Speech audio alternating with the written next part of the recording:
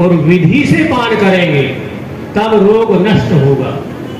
तो आपको ये जो रोग लगा हुआ है उस रोग को यदि नष्ट करना है तो विधि से हम ग्रहण करें, और विधि से जब हम ग्रहण करेंगे तो निश्चित ही हमारा यह भाव रोग खत्म हो जाएगा।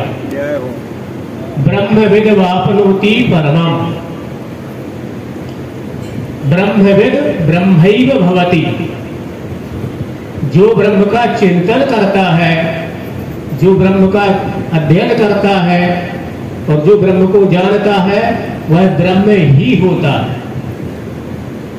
ऐसे हमारे परम पूज्य शंकराचार्य जी महाराज ब्रह्मविद ब्रह्मैव भवति,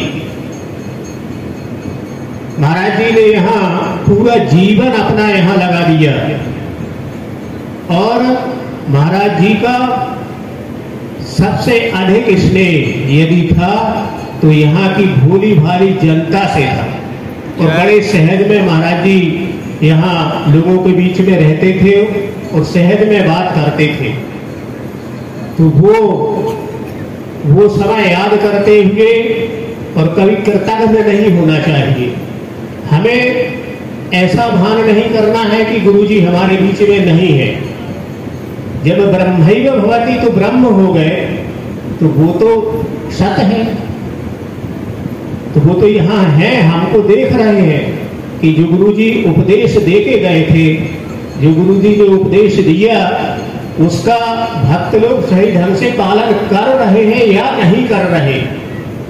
तो हम कृतज्ञ ना बने, आकर के यहाँ जो भी कृत्य होता हम इस भाव से कि हमारे गुरुजी यहाँ सूक्ष्म रूप से विद्यमान है और हम आकर के यहाँ कथा को श्रवण करें तो निश्चित ही आपका रोग खत्म हो जाएगा। ये भावरोग से पार होने की औषधि यहाँ औषधि रूप अमृत तत्व श्रीमद् भागवत का रस प्रवाह हो रहा है। आप सभी लोग आकर के उसको ग्रहण करें और इस भाव सागर से पार होने के लिए एक उत्तम, महाराज जी ने एक कहा था कि यहाँ 7 लोगों का जब वर्णन किया था तो 7 लोग ऊपर के और 7 लोग नीचे के। रामायण में गरुड़ जी महाराज ने कालभूषुंडी जी से पूछा सबसे दुर्लभ कवन शरीर, सबसे दुर्लभ शरीर कौन सा है? तो कालभूषुंडी जी ने कहा नर तन सब नहीं कवन नहीं देही।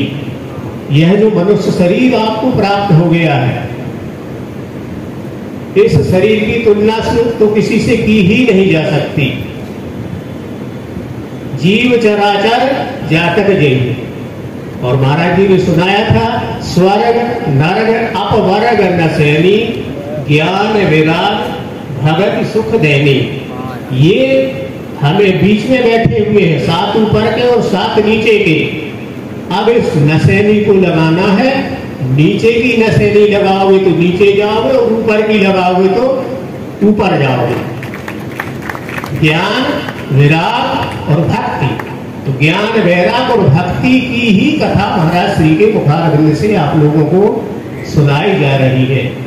तो बड़े प्रसन्नता से, अब ये तो चातुर्मास है, तब तक आपको कथा सुनने मिलेगी। उसके बाद महाराज जी अपने निकल जाएंगे, आप लोग अपने घर में बैठे हैं, तब फिर कथा नहीं सुनेगी।